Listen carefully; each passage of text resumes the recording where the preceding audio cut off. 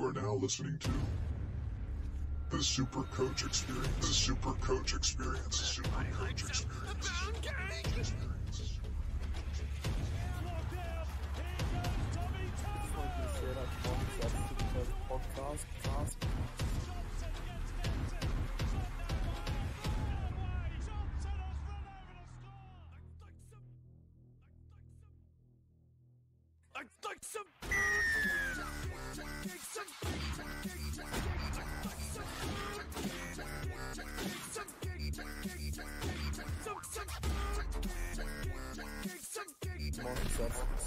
And welcome back to the Super Coach Experience podcast. Today I'm your host, Michael, the coach of Trip Track at Mafia.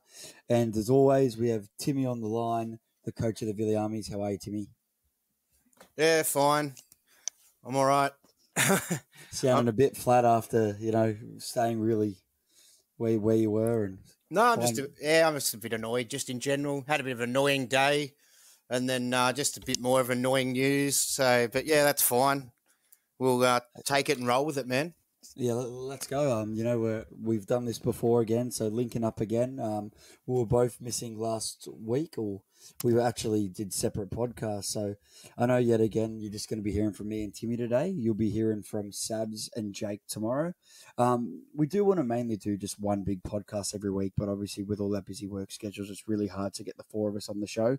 So for now, when we can't do that, we'll bring you two shows. So you get to hear from both sides of the spectrum today. Me and Tim are going to do all the usual stuff, about how we're going, what our plans are, bold predictions and whatnot. But the main chunk we'll do today is just, kind of go over team lists and how that's going to affect your planning moving forward towards the buy round. So basically, Timmy, how did you go? Surprisingly, I did all right, man. I saw this week is going to be a week I was going to fall down the ranks a bit and take a bit of a hit. I looked at my side and it looked really weak compared to a lot of other people's sides. I know obviously everyone was Origin affected, but I sort of had a few other holes in my side that, just my second row was weak as hell.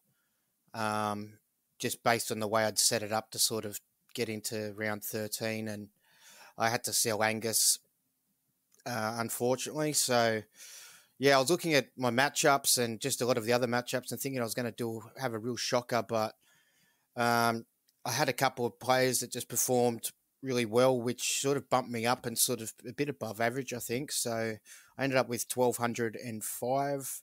That was a top 3% score, so it was quite up amongst the mix of it. Bumped me from, I think it was like, I can't count, 31st, I guess, to 24th overall. So pretty happy with where we're sitting at the moment, just outside the top 20, out of sort of everyone's attention. And yeah, I'm just hoping that everyone in the top sort of 10 and 20 are sort of looking at each other's sides, and I'm a bit under the radar at the moment. Yeah, man, you're doing really well. It was a very tough week. A lot of the Origin plays it was basically, we know after most years that after the bye round, the next round becomes just like a bye round. So I think everyone, you need to prepare for round 18 to be the same. So holding on to trades are crucial. And yeah, most teams struggled to field 17. If you had Tedesco and Teddy, you were in a bit of trouble there. So it was a kind of round where you had to hold both the two trades up your sleeve. Yeah, man, like I didn't go too well. But yet again, like 1,090, I've literally in the past 4 weeks, I've stayed in the top 8,000s that I've either gone up about 60 or I've gone down 60. So I've gone down 59. I'm just waiting for that breakout week, but I'm staying relevant. I think the key thing for me here is how far I'm out is I got 9 out of 10 wins. So really here, I mean, 9 of those are cash comps. So, if I can have a week where I win nearly all of those, I'm pretty happy. Took down Barnesy from the Supercoach All-Stars podcast in a 5th versus 6th clash. So with where my ranking is, man, I think I'm ranked like 13th out of the 20 boys, yet I'm sitting at 5th for head-to-head. So got a big matchup against Billy this week, and then it's the Mike versus Sabs the week after. So, looking forward to that one. But, 1,090 from me. My key moves here was Kenny Bromwich was a late scratching. I was prepared for this, and because of it, I had to trade put Simonson in.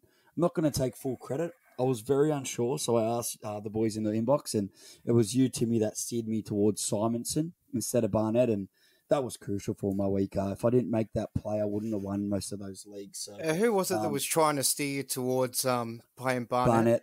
Oh, Savs, of course. Savs, okay. I just wanted to address something too. So you won your head-to-head in the Turbo Hammies Cup, did you? Yes, correct. Okay, I'm just checking the results. I actually won mine as well against Bergs from the 360. It was a quite tight matchup. I thought I was going to be absolutely hammered. But yeah, the Vili Army came through strong. But I just wanted to see how Jake and Brandon went. Oh, Jake didn't win his, unfortunately, against Wilfred, who's coming about last in the comp, I think. So that was tough. And Brandon, how'd he go? You mean Sal? Oh, Sal. Yeah, Sal. So Sal had 17 players up against his arch enemy, Con from the 360 show. Now, earlier in the year, we're all aware that Sav or Sal made a comment about the 360 boys and said he doesn't know how much, they know about Supercoach. And obviously, Connor, our good boy Con, took some offence to this and gave him a bag of dicks on their show the week after. So this is a very big matchup, that I've been waiting for all year. And it was just really interesting how it played out because, unfortunately, poor Con was only able to field 16 players against Sav's full 17, and he's beat him by 118 points. So Sav's gone down by 118. I just wanted to make note of that. And old Sal's given you a bit of rough information. I think about 5-6 weeks ago, me and Savs were sort of sitting pretty tight. He was about 100 ahead of me. And he's gone down the rankings now, mate. Well, in the Turbo Hammy Cup, just quickly a wrap-up of how us boys are doing. Timmy, you're in second. You're doing really well. I'm in fifth. We've got Savs has now dropped down to 11th, and then you've got Jake all the way down at 18th. So it is really tight up there, and it'd be really good to try and get as many of us in that top 8 and go for glory. But it's liking up to be a good comp, and if you haven't already jumped in there, jump in the Turbo Hammies Cup Facebook page. Just quickly, the only two things I was trying to point out there is that we've got the A team on today, myself and Mike, both having victories and both in the top 5, I think, of that competition. Also wanted to point out that Sav's been giving Jake a bit of stick all year, and it's his time to cop a bit now for old Brandos. But if you think I've given him some stick, maybe tune into our friends at 360 this weekend and see what they've got to say for him. Yeah, 100%, man. So let's just quickly, before we move on, I'll quickly plug the sponsor. Shout out to Top Sport. We have a link on nearly all the podcasts we put there. We plug it on the page. Jump on there and, start betting with Top Sport. Use our link and our code. And just to quickly go back to how I was doing. So, yeah, the Simonson move was great, but I really messed up. I know I put Suwali, so I said that I was either Suwali or Johnson. When Suwali was in, I brought him in. My short and my hindsight thinking of bringing him in was purely the money grab, and I thought he'd go good. In doing that, it's cost me about 90 points and 100,000 from Johnston. The only handy thing now is I do have money up my sleeve to really for this week, and after my trades this week, I got 100K. So, I'm hoping that the move now going forward, it's worked out for me. But short term last week, it was negative. Simonson just really saved my week. Captain Cody Walker. Sick of captaining Cody Walker because he's going to have a humongous week eventually, and I'm not going to have the armband on him, so it's coming. That 150 plus score is coming. It's just really hurting me trying to captain him to get it. But let's move on. Tim, what's your trades for this week, or if you haven't done your two, what are you thinking? Where's your headspace at? Man, it's the teams list have only just been dropped, and I haven't even had a chance to look at them yet, so I've got zero idea what my trades are going to be. Yeah, that's totally fine. If you don't have them yet, we don't have to indulge into that. I have looked at the team list. Just going to ramble and make stuff up. I've got no idea, man. Maybe after the team list. Yeah. They'll be around 17 targets. Maybe I'll have a better idea. But, yeah, to be fair, at this stage, I might start to hold back a bit of my trade information at this point of the year. That's totally fine, man. Within your striking distance, make of it what you will. When I was up where you were last year, I said everything on there, and maybe that could have been one thing that undone me. But Yeah, when I was in 13th, I was saying everything, but at the same time, yeah, I guess whatever's best for you. So my trades this week, I'm making two. It's a bit of a trade move where I think you might not 100% agree with it, but at the same time, this is another one where I have to do it. I'm going to undo my wrongs from last week. I am not chasing points, but yeah, Staines has to go. No Faluma has to go. I'm bringing in 2 centre wings this week. That was always my plan. Got 300k. No Faluma, high break even. Same with Staines. Staines revolves too much on tries, and no Faluma's just not getting enough ball. Got a bit injured on the weekend. So you're bringing in AJ and Ramian. Yep, bang on, Tim. You know me too well. Ramian, I've told you how much I've been keen on him. 49 last week. He only had 1 line break in that. The rest of that was base stats. The thing is, my game plan is to most of the guys I'm bringing in, I want to run with for the rest of the season. So the fact that I've only saved 2 trades, if I keep bringing in a good numbers for these buy rounds, but I'm happy to hold them for the rest of the year and I think will do well, then I think that is a good plan to manage the not saving enough trades. So Ramian, I really like his upcoming draw. And yeah, as I said, the base stats are good. He has a low break even this week. So I think it's time to jump on with his matchups. And Johnston made 90k. He has 150 and 120 sitting there, and that break even of -71. If I want Johnson this week, it's to jump on. He plays Broncos, Tigers, Cowboys in the buy round, and then after that, it just gets even sweeter with Bulldogs, Warriors, Dragons. I think it could really hurt me not owning someone like Johnson, and Johnson could turn into someone like Jack Reed all those years ago. So, although I'm spending more 90k, and last week was the right week to jump on, I think it's time to jump on. I was going to go someone, the only other 2 I'd go instead of him would be Ikavalu or Tupou I like, but they're playing the Panthers this week, so I'd rather take someone with a better matchup and a lower break even. This leaves me with 100k, and I'm ready to roll for next week with my 5 trades that I've got mapped out. This also takes my numbers to, I think, 8 or 9 for the next buy round. I think it's 9 actually. So yeah, I'm only really looking to look at 5 out of the next 7 trades to lock in my side for round 14. So yeah, that's where my head's at. What do you think on that, Timmy? I like it. I think you probably should have went AJ last week, but you can't rewind time, and you might as well jump on now. He's still going to score pretty well. I just think with the way the Bunnies attack, they go to the left. It works for them. Why not, keep doing what works? The thing is, obviously he does rely on the tries. He scored 3 for that solid 120. He might just get one or 2, so we might just be getting sort of more of a 40 for 1 try and more of a sort of a 80-ish for 2 tries.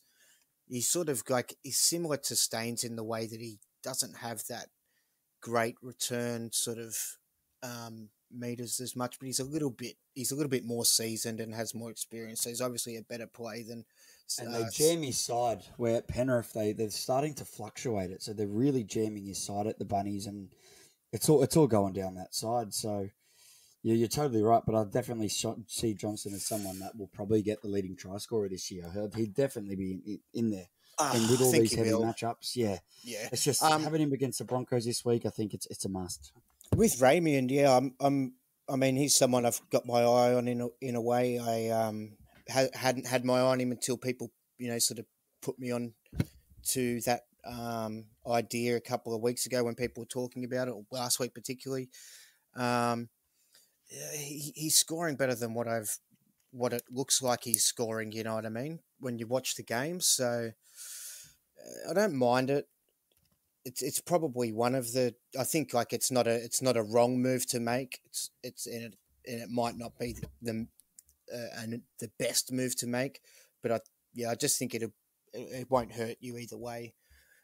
I don't know. For me, I'm not sure yet. I have to look a bit closer. I don't think it's something I'm rushing into. I might do it closer to 17. But yeah, I like it. What are you thinking? Yeah, the key reason for me is a break even of 17. I think it's the right time to jump on.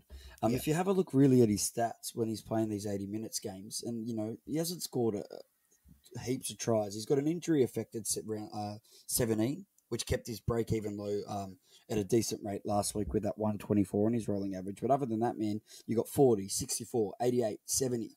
124 and then 49. I like a centre wing that base can float around the 40, and then all they need is some attacking stats. With Townsend keep not getting picked, same again this week. I like the pairing of Johnson and Moylan. I just think there's a lot of attacking stats. You see Melitalo scored a double in that weekend, and it seems to go down that side a lot. They're playing the draws really nice in the next 3 weeks. You got Cowboys, Broncos, Warriors. Ronaldo's down the left, isn't he?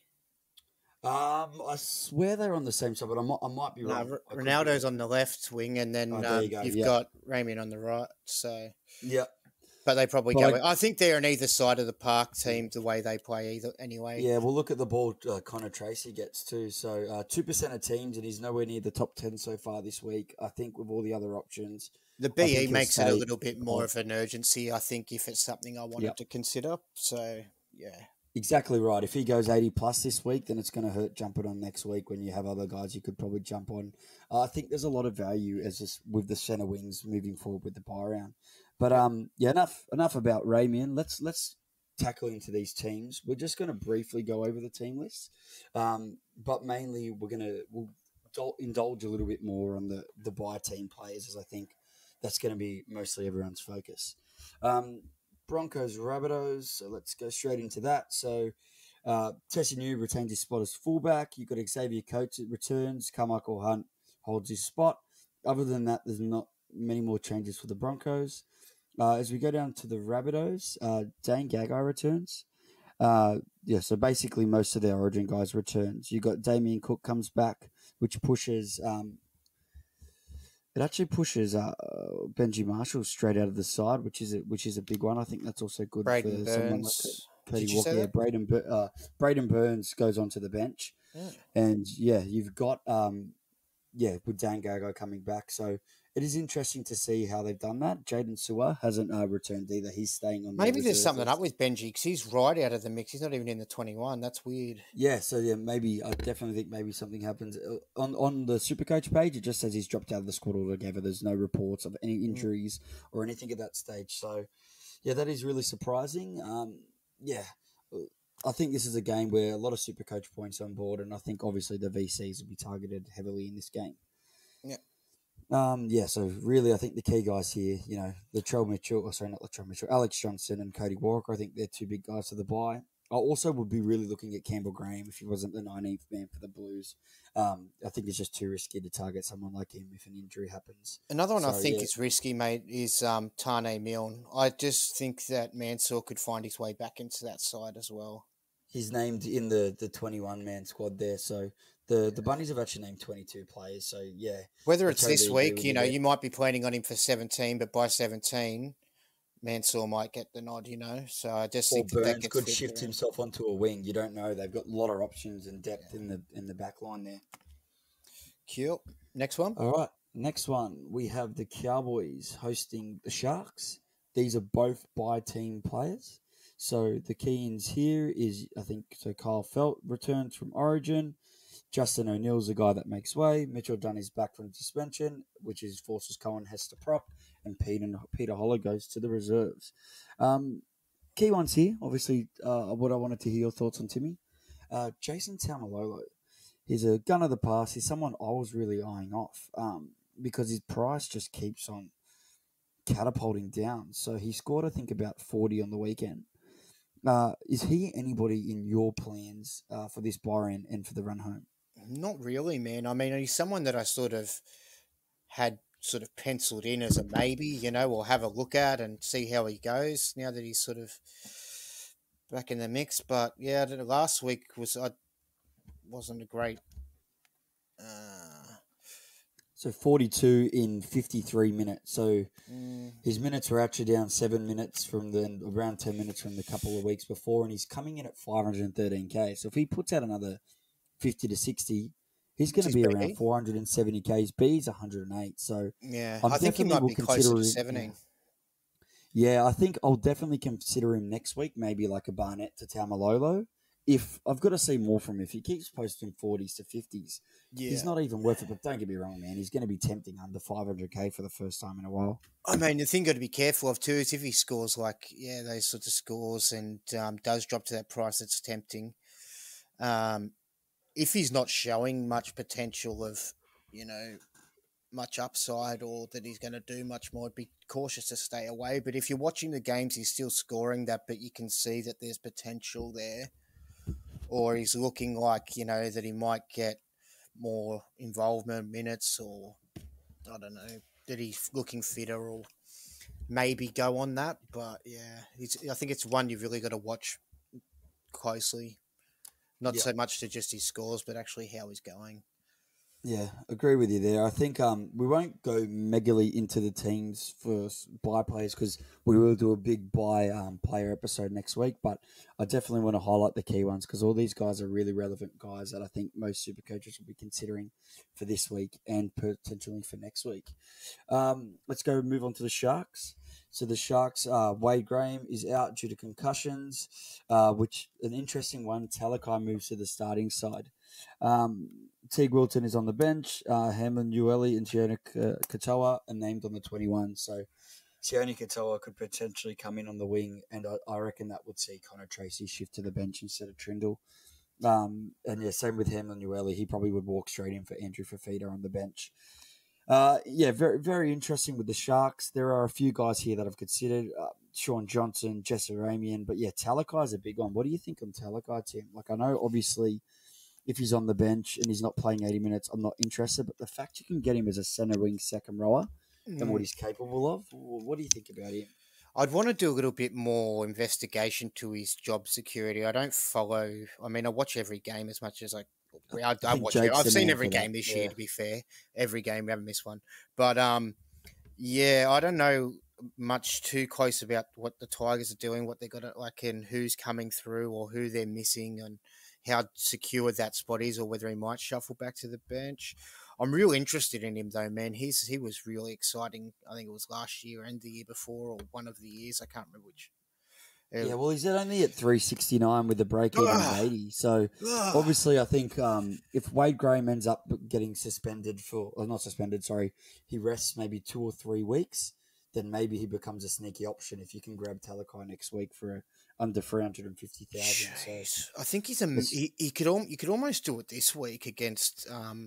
But what if Graham's back next week? Like that's the gamble you're taking. If Wade Graham's back next week, he goes back to the bench. I don't know that Wade Graham will be back next week because he's been one of those guys with head concussions that I think the way that the game's going, that he requires 3 to 4 weeks off. If Pappy's getting one for that, he's had heaps of head knocks, man. So he's like the next Bird Cordner. He got 57 minutes on the weekend for only 34 points. I'm not sure where he played. I think Jake's the best guy to really go through these Sharks guys. But, Talakai, really, after talking to you with him, I think it's a risky bet that could pay off. That price is right. It could be a big play for this week too against the Cowboys. But yeah, if he can hold a starting spot for the next couple of weeks, he's definitely someone I'll be bringing into my side. Yeah, I think the best move would be to have a look at him with the BE at 80. I don't imagine he'd go too much over it. If he did, he's not going to be too much more anyway. You know what I mean? He's still going to be a great buy, and you can just get the look at him and see how that goes, and then see how they line up next week. Yeah, only 368 teams have him, so that's a super pod, but I'm pretty sure that, most super coaches will be heavily watching him this week. That's what could make buying him this week if you have balls. I think it could be a crucial play. Going back to the Sharks there, let's move on to the next game. Our boys, the Panthers, are versing the Roosters. Some interesting team changes, which we were debating about earlier. So the Panthers have some big ones. It says they were without Viliami Kikau. I'm assuming that he just got... Oh, no, actually, there you go. He didn't get dropped, Tim. He suffered an ankle injury. Bloody oath. I thought you don't drop him. Fuck. Sorry, I get passionate. You do not drop him. No, I definitely think, and I know there's a lot of Panthers fans out there. We won't go too much into it, but I definitely think we won't go into it. I'll end up getting upset. So yeah, I don't think Kikau's been as... Let's just say he hasn't been as good as what he has been. And I think he really needs to refine that form. Look, I'm the one that's wearing that the most. He's in my side, so... And I know you're the Viliami, so he's your mascot. You've got to cheer him on. But, the big changes for Panthers, they receive all their Origin players back. So, obviously, Kate will slot in instead of Kikau. Martin's going to start in second row. Nathan Cleary and Luai back, which was needed. And the big thing is, which I'm so happy about, is Tyrone May is dropped into the reserves. He was very awful over the past weeks and really killed all the Penriths. Go forward, Isaiah Yeo comes back in at lock. Mitch Kenny has a utility spot on the bench, and the big one, how good was he last week? Isaac Tago, what a gun! He was awesome. When Momorowski went off with that concussion, he come in. He really added a new intensity, and I really hope he becomes a utility moving forward. So he stays on the bench. Big one, Spencer May Levy has stays in the no reserves. value No, not at all. to the team. He just got to go. And I don't know how they're going to keep managing a Coruscant versus Kenny, because I thought Coruscant was crucial, and at times when the Penriths are struggling, he's going to need to play 80. So, look, man, I'm really happy with this Penrith side, and I tip this to be one of the games of the round. It's going to be a cracker. I can't wait to be out there at Penrith Stadium on Friday night. It's going to be a huge game against the Roosters. I don't think we need to go too much into the Penrith plays, more so. We'll go over one. Jerome Luai, would you be holding or selling at this point in time? High break even this week, but after seeing that form in Origin, man, I'm going to be holding for at least a week, and then I might move on to Johnson. But yeah, what would you do with Jerome Luai? Well, I said I don't want to give too much away, but people can look my team up and find out what I've done, like what my team looks like anyway. So yeah, I sold him last week. And would you be selling this week against the Roosters with that high break even? Bit different, maybe. Yeah, like I would. My original plan was to hold him because I think he's got a lot more to offer. I think he will go back to his earlier form, and after playing Origin, I think he will just sort of grow an extra leg, have even more confidence than what he had before, which would be scary. For me, it was just the only way I could get Cody Walker into my side last week, and I wasn't prepared to sacrifice any of the other halves or 5/8, so it's the only way I could do it. Yeah, but I don't know, man. I'd probably say no, I would not sell him, and depending on what people are doing. Yeah, I was going Ramey and Johnson this week for. I was going to get rid of Luai, but after seeing how he performed in Origin and having to hold last week, even though it's against the Roosters, man, I'm really expecting the two Panthers to step up this round. And yeah, if he can perform how he did in Origin straight away against a team like the Roosters, because he's going to need to step up, I think he could be in for a decent score. So yeah, I I'm really really worry about price, bro, or BE for anyone like that. I think he'll end up finishing back around, the year on about 550, 600. Yeah, I agree with you there. It's just more so if I want more Which coverage means for you'll the be buy scoring round, I could points. grab Johnson and hold Johnson for the rest of the year. But just depends on your reasoning. Yeah. Yeah, exactly right. Let's move on to the Roosters. They get a big inclusion of Tedesco, but I don't personally know. I've got no news here or nothing, but I don't reckon Tedesco's 100% going to play this game. I've just heard little whispers that he's still not 100% right. So I'd be looking at that game heavily. Make sure that you've put Tom in the first. Look at that team heavily so you can make sure if Tedesco's playing or not. The key changes here, you got TKO returns to starting prop after being rested. They also get back. Who else do they get back now? The rest of the team looks pretty similar. Sam Verrills is on the bench. No Marshke, which would please a lot of Rooster fans. Kieran starts at hooker, and Suwali's in the reserves in 21. But the interesting thing that worries me is Billy Smith is also back, and he's named in the 20th. So, will they? Billy Smith is someone that was looking to get that starting center spot, and then got injured. So, and then they ended up signing Josh Morris. So. It'll be interesting to see what happens, and I'm really hoping he's someone that bought the Suwali, and I know Suwali's heavily owned. I'm really hoping that, he still gets the next spot in the centres. You think that Billy might get the nod over Suwali? Like they've just given Suwali his injection to first grade?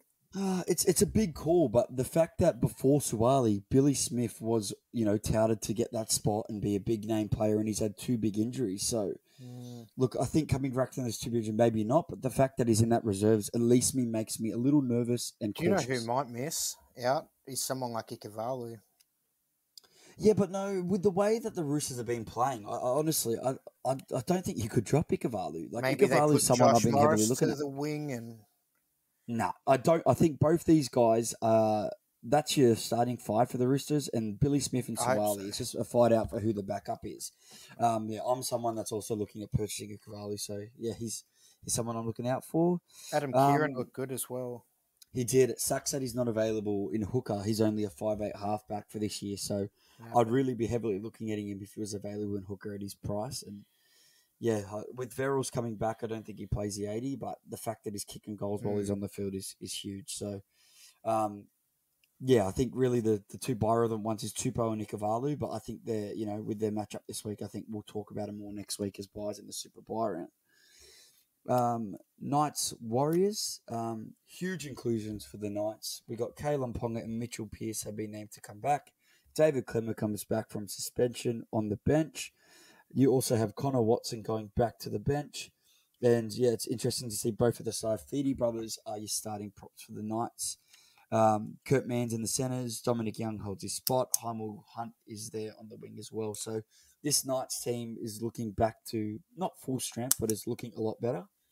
And the Warriors have some key guys back too. I am tipping a Knights victory in this one. The Warriors, Reece Walsh returns.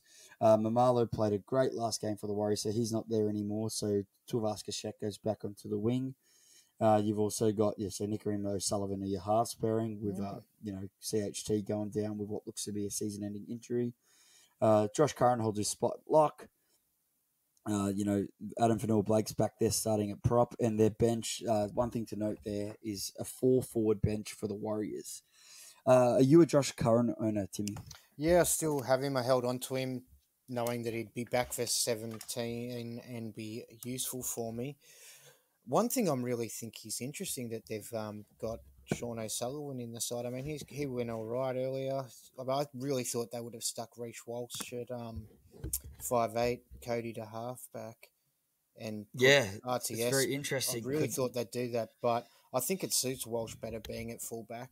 I think that's good for him. If people wanted to consider getting Walsh, I think it's better he's in the 1 than in the 6 for the rest of the year. And another thing I wanted to just touch on with Newcastle, Barnett, Watson, that they look like they're going to have even tougher time with the minutes now with Jack Johns, Suaso Su, David Clemmer. Do you think they're both sells? Immediate sells? Kind of, but the problem is it depends. If you've got Connor Watson at 5'8", you've got options.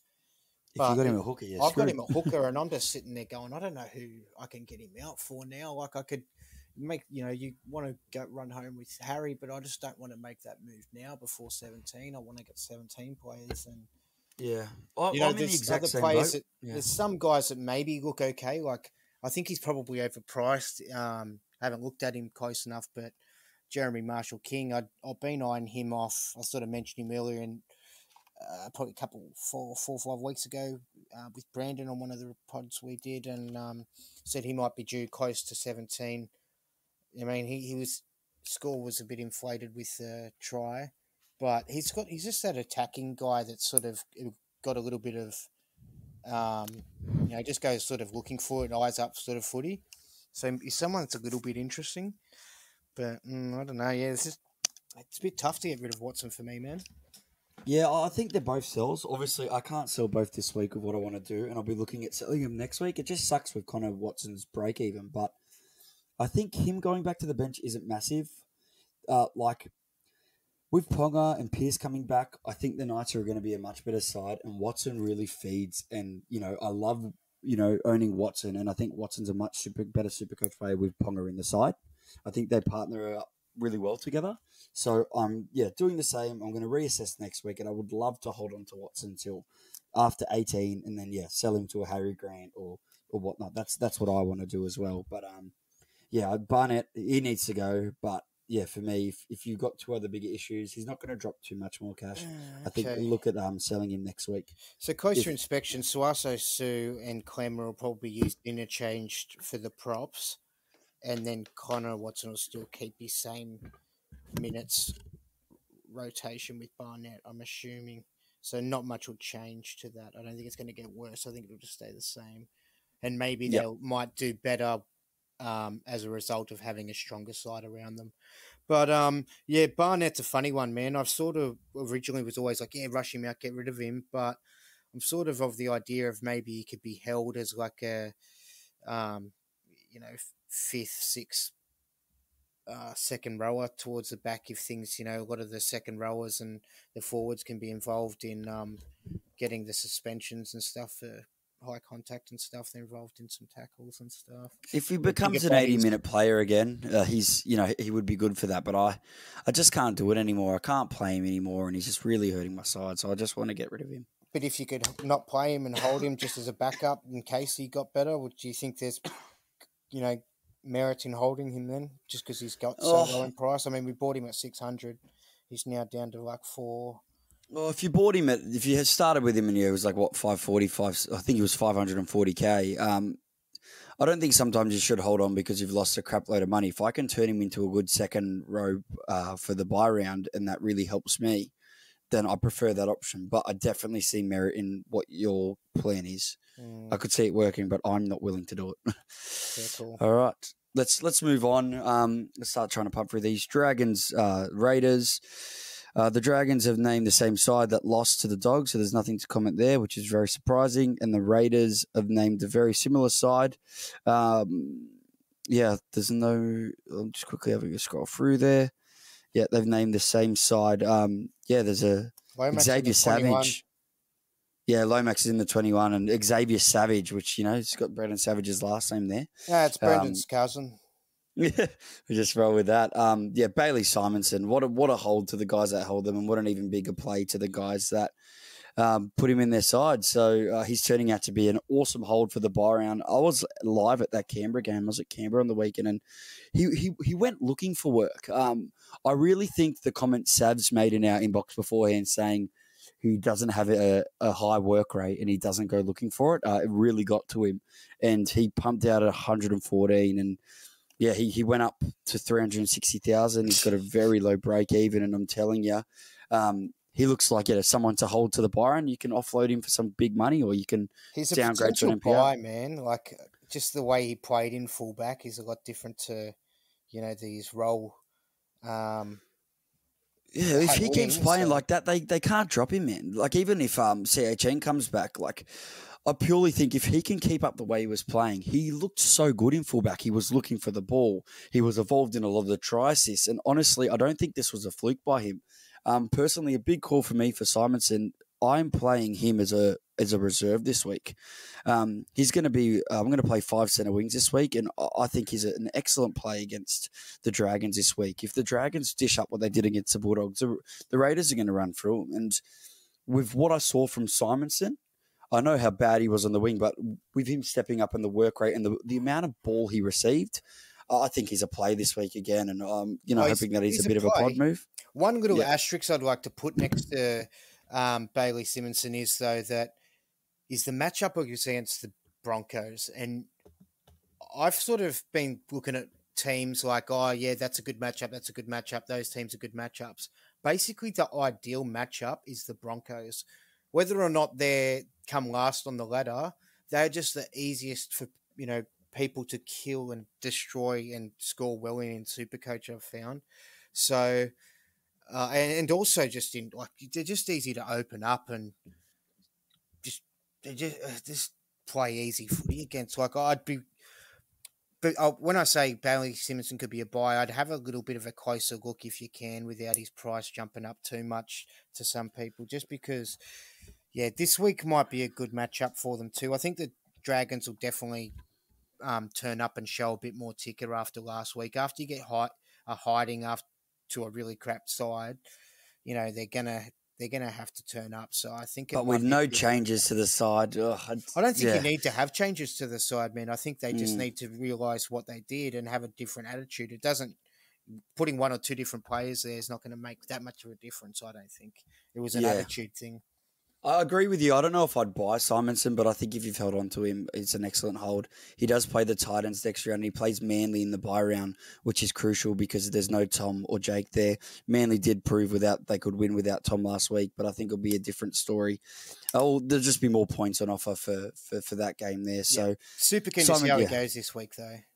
100%, and I'm just willing. If you got him, like for me, I think depends. If you're stacked, if I had Kenny Bromwich playing this week, I'll probably reserve him, but because I don't, I'm happy to ride 5 centre wings this week. I think it could be the week to do it. So, let's move on from them.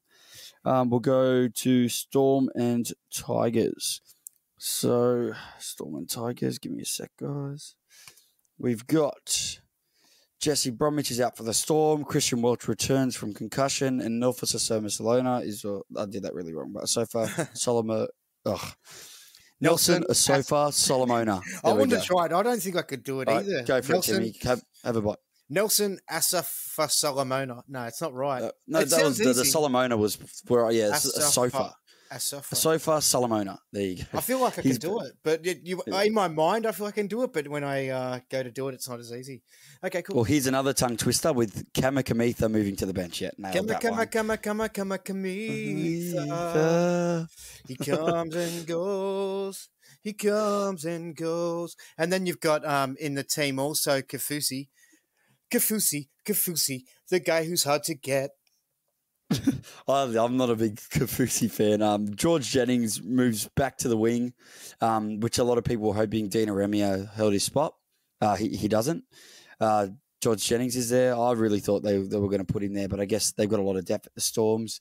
Cameron Munster's an interesting one. Hold on, I'm going to have to pull you up there. Gonna have to pull you up there. What did you just call them? Who? The Storms. The Storm. Well, you've got to drop the S, man. I have to pull you up on that, man. It needs to be. We need to. All right, let's line it back. The Storm. The Storm. Yeah, they got a. Munster's been 20. He's someone I'm eyeing off for the run home, but I want to heavily. I don't want to cover too many Storm guys right now. We're running out of time. Let's just pump through to the Tigers. They're another team that isn't playing the bye round. They're going to be without Adam Dewey after a nasty high shot from Marcus Seaver, which he got suspended for.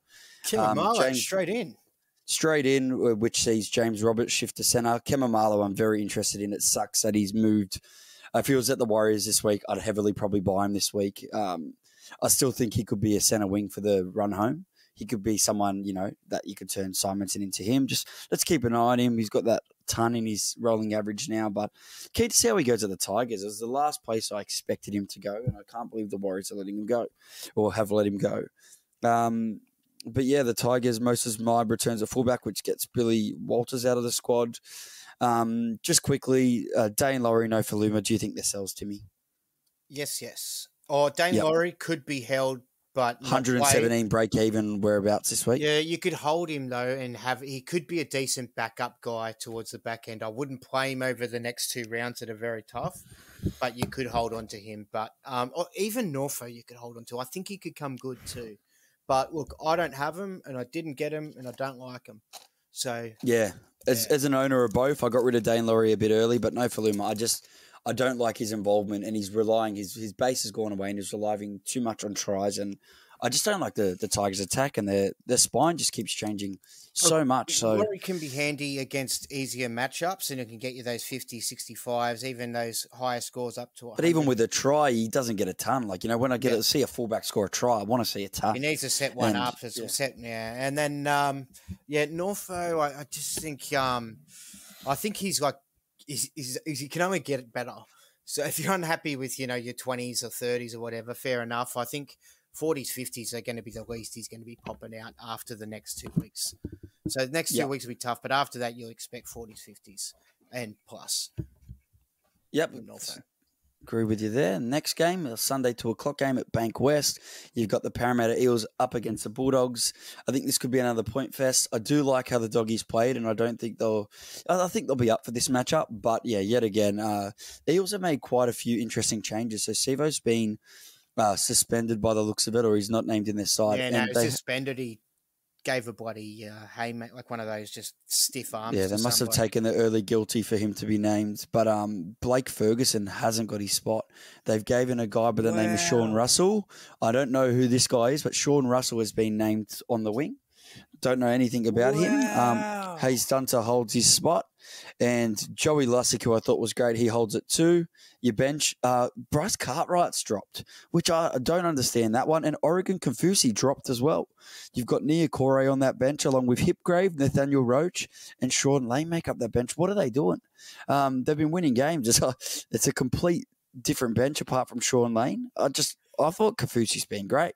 And Cartwright's added a lot of spark. So big calls by by Brad Arthur there, but I guess you'd like to trust him and think you know what Maybe he's they're doing. just trying to give a bit of game time to some other blokes. That, Like how Panther did it, yeah. It's you not could be so right. much about resting players like Bryce because he's not getting. It's not like he's getting a lot of game time or Oregon confused. It's not like they need the rest, but it's maybe more about giving other guys an opportunity in case they need to use them later. That's the only thing I can think of. Yeah, 100%, man. Well, let's move on from the Eels. I won't talk too much on them. The Bulldogs, they're a bye-round team. I picked up Luke Thompson last week, and look, man, he just easy for churn out a point per minute. Look likely of scoring a few tries, so I'm happy with that purchase. He does have a break-in of 90. I definitely think he's one.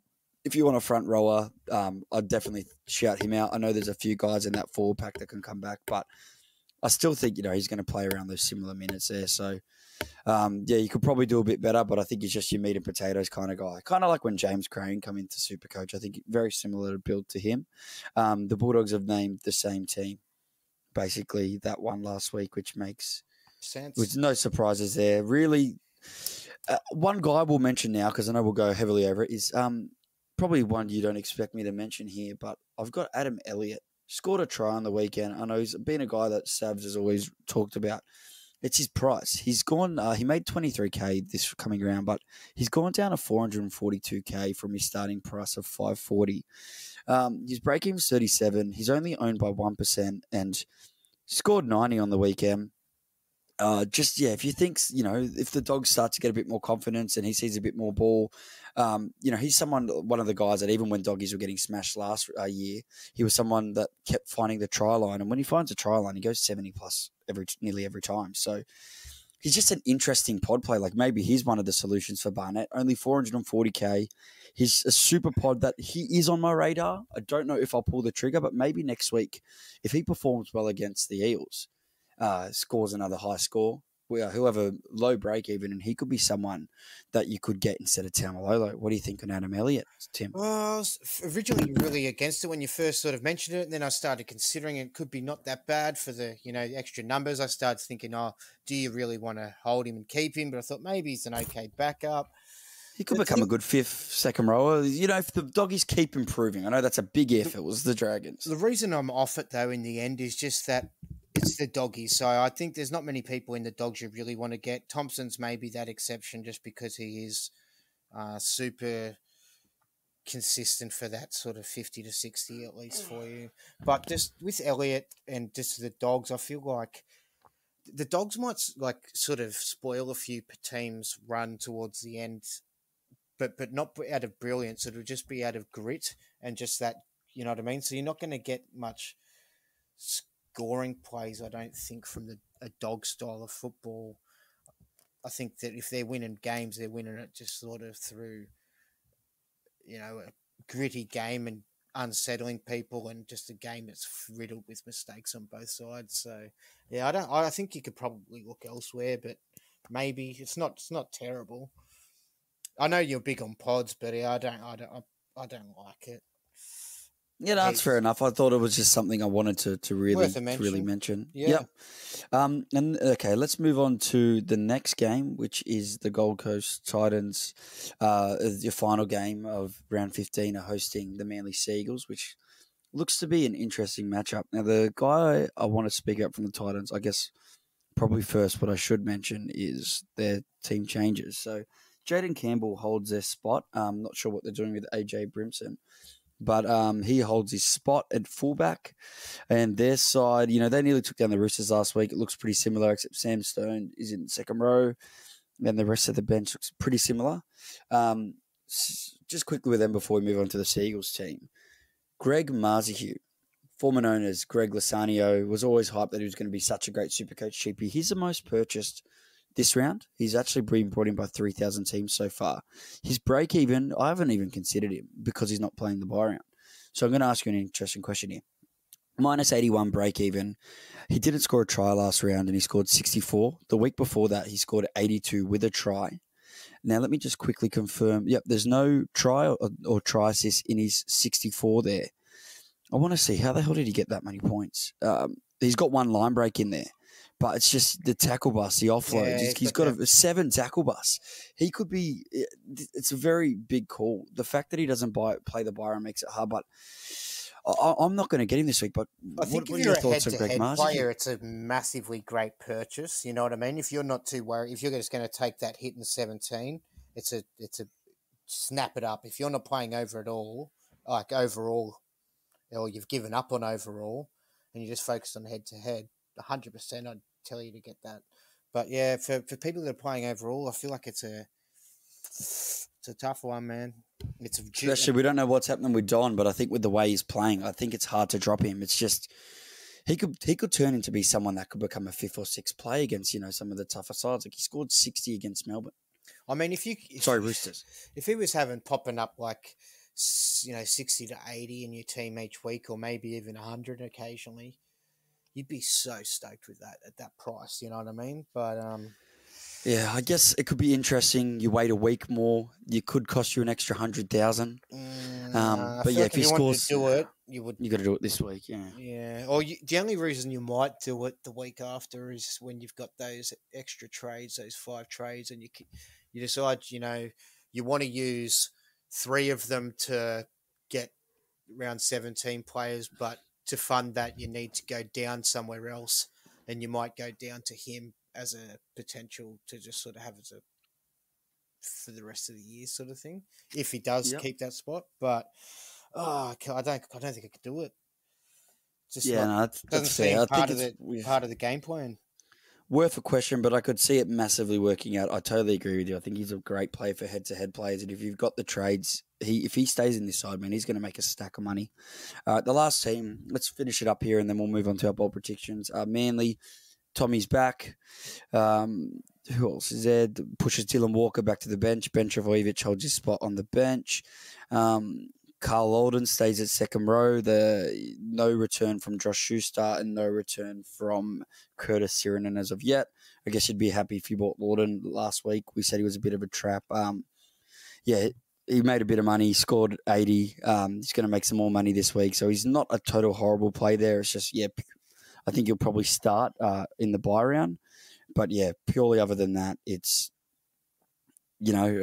when Schuster and all that are back, I don't think he'll start. But still, an interesting buy.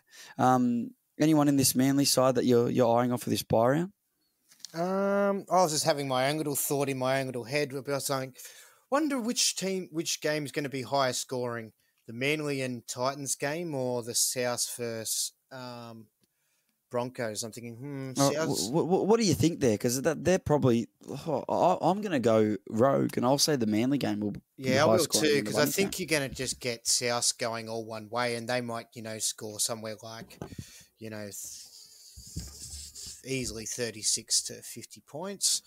And where you could see the Titans putting some points on the Eagles. Both putting, maybe like Titans scoring 24 points and Manly scoring 36, which would you make that a higher scoring? Sea Eagles did smash the Titans when they were in pretty good form earlier on in the year, so it'll be interesting. I think it was without Tommy too, so big matchup. All right, guys. Sorry, I went a bit off track there, just because I think about betting a bit too much as well as Supercoach. But anyway, eyeing off. What's his name? Is it this guy? Atakamatu? No, it's not that guy. Am I thinking about a different team? Oh, like Artu, the second. Oh, does he look different in the picture than he looks in the game? Are you thinking about Paseka or? No, I think it is Atakamatu. Yeah, I think him. Yeah. What do you think about? Like, I don't know what he's priced, but he looked okay last week. He just looks funny with his moustache in the picture that I'm looking at the moment, which makes me think it's not the dude I was watching on the weekend. But I'm pretty sure it's the same guy. No, he was very good, but the thing with him is just I don't know how they're going to line up when all their men get back. Like when Schuster and Sirenen are back, I don't think he holds his spot. I think he'll go to the bench. He did score 88 on the weekend. He is at 349, break even of 14. He played 80 minutes. The week before that, he played 58 for only 28 points. So if you can hold 80 minutes, I think he's a good buy. But realistically, the key guy I'm looking at here is Marty Tapau, but I won't dive too much into that because I think I want to move on and we can really cover all the buy plays next week. But yeah, I don't mind it, Timmy. Sweet. All right, let's move into. So we'll do a quick thing on captains. I'm assuming you haven't thought about your captains yet if you haven't done your trades. Or you want to keep that to your No, chest? I don't think my captains will be affected by my trades though. However, I don't think I'd be captaining my people I'm trading in. I just have to look at the list of. Yeah, okay. So I think I'd be VCing Alex or Cody from the Bunnies in the Bunnies. first game, and I'd probably cap down someone like so many this weekend. It's so nice to have choice for once. We've been so limited for the last couple of weekends. You've got Tommy there. You've got Gutho against the Dogs, Hines against the Tigers.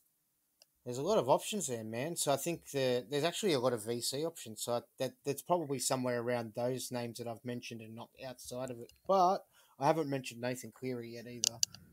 So He's versing the Roosters, but but you don't know. Then Yeah. again, remember what he did to the Bunnies. I think that's where he did the record. No one would have expected him to do that then. Yep, you're totally right. I think this week is the most open week for options. I'm looking at the same as you for vice captains. Will be either Walker or Johnston, and my captain option at the moment is Tommy. But I think that week rest will really help him. But also, I think the pod move could be someone like Gufferson against the Bulldogs. And I really like the Nathan Cleary shout or the Nico Hines shout. So the Gutherina. I definitely think it's going to be one of my fullbacks that will get the armbands because they both play really late. Both play really late in the round. So I think depending if I'm in a few of my cash head-to-heads, which I think is more my priority now, if I can switch captains to get a win, I might do that. Nice one. All right, and bold predictions. What are you thinking? Do you want me to go first? Because I've got mine. First. All right, we're going to go. I think it's not as bold, but we're pairing him. Cody Walker, he's going to. I need to get it right when he gets this. He's going to go 120 plus, which I think is bold. He hasn't gone above 100. Alex Johnston, he's going to score 4 tries. I'm not going to. So if he scores 4 tries, you'd think he's going to go 150 plus. But for my prediction, just 4 tries. We're also going to go. Simonson's going to back his effort up, and he's going to go 75 plus for Simonson and reward those owners that have held him. Timmy. Look, I never get these right, man, and they seem so obvious. I get really close. At the end of the round, I'm like, why didn't I just pick those 4? I don't know. Look, I'm going to go...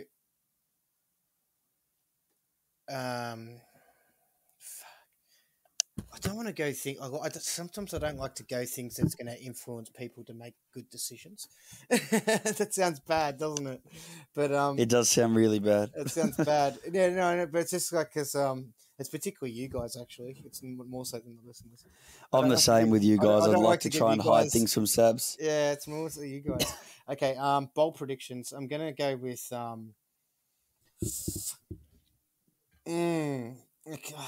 this is really annoying. I'm going to work my way backwards instead of... Okay, so Turbo 100 plus.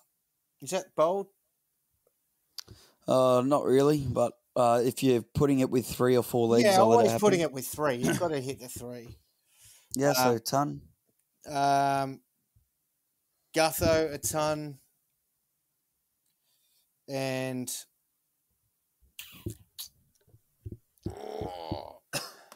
Hines a ton. That's boring. They're just boring things. I feel like with those 3, you needed one more. The problem one more, like a 50 plus. Yeah, okay, cool. I can do that easy. I can chuck in like, let's go. Sorry, I'm dragging this shit out. Let's just, because you've already picked them. That's all I'm thinking. Let's just go Cleary then, 100 plus as well. Yeah. It's boring. It's boring, but still, they've all got a hit ton. So I feel like I need to have more time to consider this in future. I need to spend more time, and I would like to find like some more pottier ones. But I never ever pre-plan them. I do it on the spot. I like it like that. Okay, cool. But yeah, anyways, thank you, Timmy, for coming on. Sorry if that dragged on a bit, guys. You got Savs and Jake's episode coming out tomorrow where, they'll cover a bit of, the hot topics. Hopefully we won't have too many double ups. Yeah, big buy round next week. So we'll see you on for that. Good luck. And yeah, thanks for coming on, Timmy.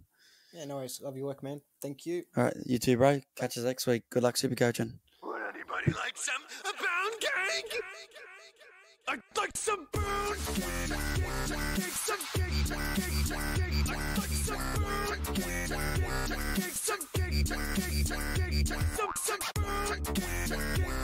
Some cake. I'd like some pound cake. Some cake. I'd like some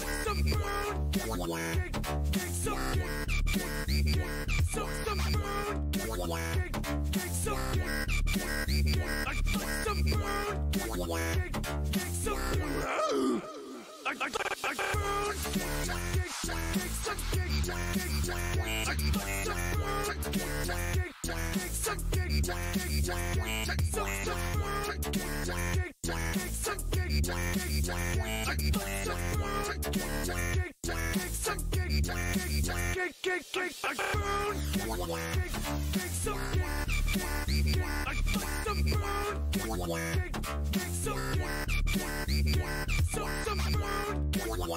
cake. Some cake. I'd like some pound cake. Some cake. Some